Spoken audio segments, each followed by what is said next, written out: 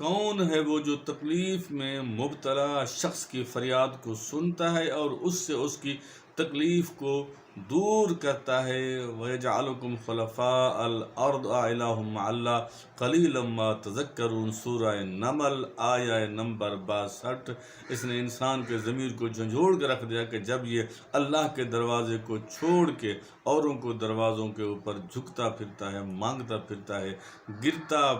پڑتا رہتا ہے، اور اپنے دل میں غیروں کو اس نے جگہ دی ہوئی ہے، کبھی اس کی غلط خواہش آ گئی، کبھی نا امیدی آ گئی، اللہ تبارک و تعالیٰ کے اپنے بندے سے پھر یہ سوال بن جاتا ہے، بھلا یہ تو بتاؤ کہ جو خدا تمہیں پیدا کر سکتا ہے وہ خدا تمہیں پال نہیں سکتا، اور جو خدا تمہیں پال سکتا ہے کیا تمہاری تکلیفوں کو دور نہیں کر سکتا؟ اور جس خدا نے ماں کے پیٹ کے اندر 9 مہینے تمہیں رکھ کے بغیر محنت کیے، بغیر کچھ کیے اپنی بارگاہ سے رزق پہنچایا، کیا جب تم دنیا میں آ جاتے ہو، محنت بھی کرتے ہو، اللہ سے مانگنے کے قابل بھی ہو جاتے ہو، تو کیا خدا تمہاری نہیں سنتا؟ اللہ بالکل سنتا ہے۔ رب کا اپنے بندے سے ایک طرح کا یہ شکوہ بھی ہے، اور اسے آئینہ بھی دکھایا گیا ہے کہ جب تم مجھے چھوڑ کے اوروں کے دروازے کے اوپر جھکتے ہو تو یاد رکھو، یا تو پھر تم انہیں خدا سمجھتے ہو، یا پھر خدا کا شریک ٹھہراتے ہو، یا پھر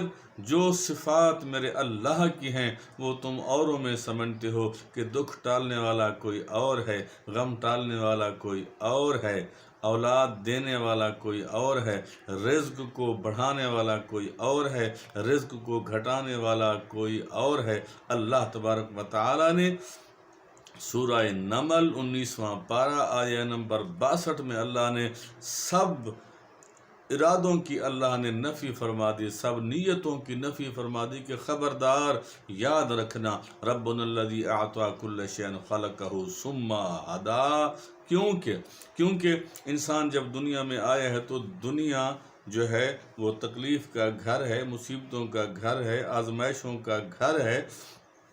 تو انہی آزمائشوں کے اندر آ کے جب انسان ادھر ادھر بھٹکتا ہے تو رب کعبہ انسان سے شکوہ کرتا ہے کہ خبردار، لیکن یہ تو پتہ تب چلے گا جب بندہ اللہ کے پاک کلام کے ساتھ جڑا ہوا ہوگا، نیک لوگوں کے ساتھ جڑا ہوا ہوگا، نیک صحبت میں ہوگا، اچھے لوگوں کے ساتھ بیٹھتا ہوگا، مسجد کا بھی پتہ ہوگا، اذان کے ٹائم کا بھی پتہ ہوگا، نماز کے ٹائم کا بھی پتہ ہوگا، درس و تدریس کا بھی پتہ ہوگا، روح جو اس کی نیک روح ہے اس کے اندر اگر وہ تڑپ رکھتا ہے، اس کی روح کے اندر محمدی صلی اللہ تعالیٰ علیہ وآلہ وسلم کا پیغام زندہ ہوگا، اس کے دل میں پیغام زندہ ہوگا، تو تبھی یہ باتیں اس کو سمجھ آئیں گی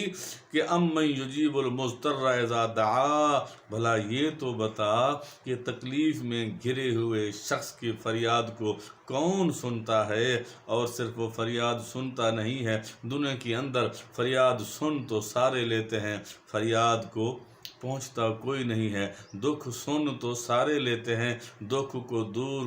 کوئی کرتا ہے، دکھ سن تو سارے لیتے ہیں، کوئی مذاق بنا لیتا ہے، کوئی باتیں کر لیتا ہے، ایک میرے اللہ کی واحد ذات ہے جو تمہارا مذاق نہیں بننے دیتی، جو تمہیں ذلیل نہیں کرتی، جو تمہیں خوار نہیں کرتی۔ اگر خوار ہوتے ہو تو اپنے اعمال کے صدقے، اگر ذلیل ہوتے ہو تو اپنی نیتوں کے صدقے، اگر راندے جاتے ہو، اگر روندے جاتے ہو تو اپنی نیتوں کے صدقے۔ اللہ نے تو ارشاد فرما دیا ہے کہ من عامل صالحا فلنفسہ، نیک عمل کرو گے تو تمہارے اپنے لیے ہے، اگر غلط کرو گے تو اس کا وبال بھی تمہاری جان کے اوپر ہوگا۔ تو رب نے ان سارے جھوٹے خداؤں کی بھی نفی فرما دی جن کو ہم اوکھے وقت میں، مشکل وقت میں پکارتے ہیں کہ یہ بھی آ جائے گا، وہ بھی آ جائے گا۔ تو یاد رکھیں کہ رب کعبہ کے سوا کوئی نہ کوئی یار ہے، نہ مددگار ہے۔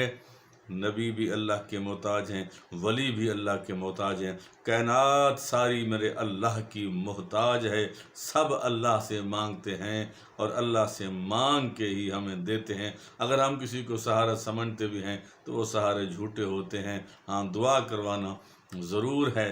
واسطہ دینا ضرور ہے، لیکن کلی طور پہ اختیارات جو اللہ کے ہاتھ میں ہے وہ کسی کے اور کے ہاتھ میں سمجھنا یہ ظلم ہے، یہ شرک ہے۔ اللہ نے کھلے عام دعوت دے دی، وَإِذَا سَأَلَكَ عِبَادِي عَنِّي فَإِنِّي قَرِيبٌ، ان سے کہو کہ مجھ سے مانگا کریں، اگر میرے بارے میں سوال کرتے ہیں تو ان سے کہہ دو کہ میں ان کے بہت قریب ہوں، جب یہ دعا مانگتے ہیں تو میں ان کی دعاؤں کو سنتا ہوں۔ پھر اللہ نے ہمیں اس آیت کے ذریعے آئینہ بھی دکھا دیا کہ جن جھوٹے خداؤں کے پیچھے تم پھرتے رہتے ہو، اب خدا سمجھنا صرف یہ نہیں کہ آپ جا کے سجدہ کرتے ہیں یا پوجا کرتے ہیں، اپنی ضرورتوں کو کسی اور کے ساتھ وابستہ کرنا بھی شرک ہو جاتا ہے، کہ جو کام اللہ کا ہے وہ اللہ کو ہی کرنے دیں۔ ہاں، دنیا جو ہے یہ دار السبب ہے، دار الاسباب ہے، اسباب ضرور اختیار کرنے چاہیے، لیکن توکل اللہ کی ذات پہ ہونا چاہیے کہ صرف جو اللہ نے محنت کرنے کا حکم دیا ہے اس کو کریں، اور پھر اللہ کے اوپر توکل چھوڑ دیں۔ اور خاص کر تکلیف میں اللہ نے انسان کو جو دعوت دی ہے کہ خبردار یاد رکھنا، جن لوگوں کے سامنے تو رونا روتا رہتا ہے وہ تیری تکلیف دور نہیں کر سکتے، اگر تکلیف کو دور کرنا ہے تو میں نے کرنا ہے، اللہ نے کرنا ہے۔ اللہ تبارک و تعالیٰ ہر مشکل میں، مصیبت میں صرف اور صرف اپنی بارگاہ میں آنے کی توفیق عطا فرمائے۔ آمین ثم آمین۔